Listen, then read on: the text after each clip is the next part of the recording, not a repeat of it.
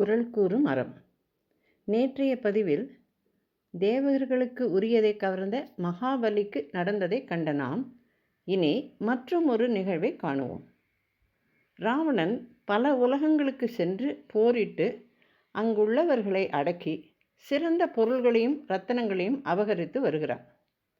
விஸ்ரவஸ் என்பவர்தான் குபேரனுக்கும் ராவணனுக்கும் தந்தை. தாயார்கள் வேறு வேறு. பிதாமகரான பிரம்மதேவர் குபேரனை யட்சர்களுக்கு அதிபதியாக ஆக்கியதோடு இலங்கைக்கு அரசனாகவும் நியமித்தார். நினைத்த வண்ணம் செல்லும் புஷ்பக விமானத்தையும் கொடுத்திருந்தார். அவனின் செல்வப் பெருக்குடன் கூடிய நிலையை பார்த்து பொறாமை கொண்ட ராவணன் பிரம்மதேவரை நோக்கி தவம் இருந்து வரங்கள் பல பெற்றான். அகங்காரம் கொண்டு இப்போது அவன் தன் சகோதரனான குபேரனை வென்று இலங்கையை விட்டு ஓட செய்தான். குபேரனுடைய புஷ்பக விமானத்தையும் அபகரித்தான். குபேரன் இலங்கையை விட்டு கந்தமாதனத்தில் பிரவேசித்தான். யட்சர், கந்தர்வர் முதலானோர் அவனை பின்தொடர்ந்தனர். கோபம் கொண்ட அவன், ராவணா, உன்னை இந்த விமானம் சுமக்காது. உன்னை கொல்பவனைத்தான் இது சுமக்கும். என்னை அவமதித்ததனால் நீ வெகு சீக்கிரம் நாசமடைவாய் என்று சபித்தான். ராவணன் எல்லோருடைய செல்வத்தையும் கவர்ந்தான்.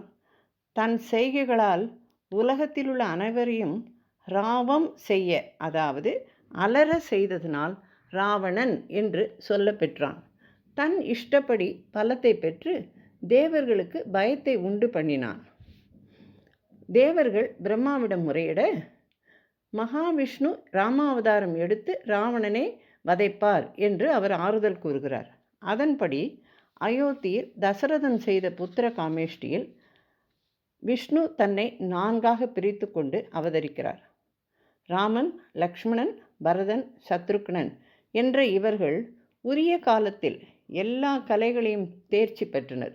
விஸ்வாமித்திர முனிவரின் யாகத்தை காக்க ராமனும் லக்ஷ்மணனும் செல்ல அம்முனிவரின் யாகம் காக்கப்படுகிறது. பின் மிதிலையில் ஜனகரின் புத்திரியான சீதா பிராட்டிக்கும் ராமனுக்கும் திருமணம் நடந்தேறும் போதே மற்ற மூவருக்கும் உரிய வரன் அமைந்து திருமணமும் நடந்தேறியது. பின் கூனியின் விஷம பேச்சால் மனம் மாறிய கைகேயி ராமனை 14 ஆண்டுகள் கானகம் செல்லும்படி சொல்ல ராமன், லக்ஷ்மணன் சீதையுடன் கானகம் செல்ல அங்கு ராவணனின் சதி திட்டத்தால் சீதை அபகரிக்கப்படுகிறாள். தகாத காரியத்தை செய்த அவனை கொல்ல சீதையை மீட்க ராமன் சுக்ரீவன் மற்றும் வானர சேனைகளுடன் சேது பாலத்தை அமைத்து லங்கை சென்று ராவணனை பிரம்மாஸ்திரத்தால் வதம் செய்கிறார். இப்படி ராவணன் அழிந்ததும் அவன் களவாடிய இலங்கை விபீஷ்ணனுக்கும் புஷ்பக விமானம் மீண்டும் குபேரனுக்கும் கொடுக்கப்பட்டு நிறைவடைகிறது. மற்றவர்கள் உழைத்து சம்பாதித்த பொருளை தன் உடல் பலத்தால் அபகரித்த ராவணன் கூண்டோடு அழிந்துவிட்டான். அருள் வெக்கி ஆற்றின் கண் நின்றான், பொருள் வெக்கி பொல்லாத சூழ கெடும் என்ற குறளின் வள்ளுவர் கூறியதற்கு ஏற்ப பிறர் பொருளை விரும்பி பொல்லாதன செய்ய நினைத்ததால் அவர்கள் கெட்டழிவர் என்ற வாக்கு இங்கு மெய்யானது. மற்றவர் பொருளை கவர்வதால் கிடைக்கும் வளர்ச்சியை விரும்பக்கூடாது என்ற அறம் இங்கே பிரகாசிக்கிறது. ராவணனை போன்றே துரியோதனனும் பாண்டவர்களின் இந்திரபிரஸ்தத்தை சூதினால் கவர இறுதியில் அனைத்து சகோதரர்களோடும் நண்பர்களோடும் அழிந்து போனான். நல்லதை செய்தால் அந்த நன்மை நம்மை காக்கும்.